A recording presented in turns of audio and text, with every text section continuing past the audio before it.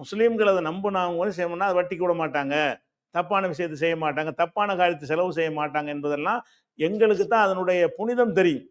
இந்து மதத்தினுடைய புனிதம் வந்து இந்து மக்களுக்கு தான் தெரியும். என்னைய கொண்டு அறநிலையத்துறையை போட்டாங்கன்னா, நான் அதுக்கு புனிதத்தை நான் மதிக்க மாட்டேன்.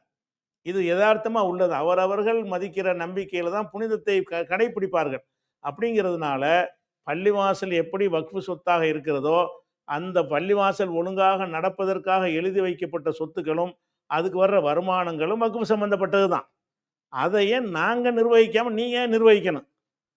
நாங்க தான் நிர்வகிக்க வேண்டும் என்கிற ஒரு நிலைய வந்து நீங்க எல்லாத்தையும் கடைப்பிடிக்கிறீங்க. அதான் அறநிலையத்துறைக்கு அதே மாரி கடைப்பிடிக்கிறீங்களா இல்லையா?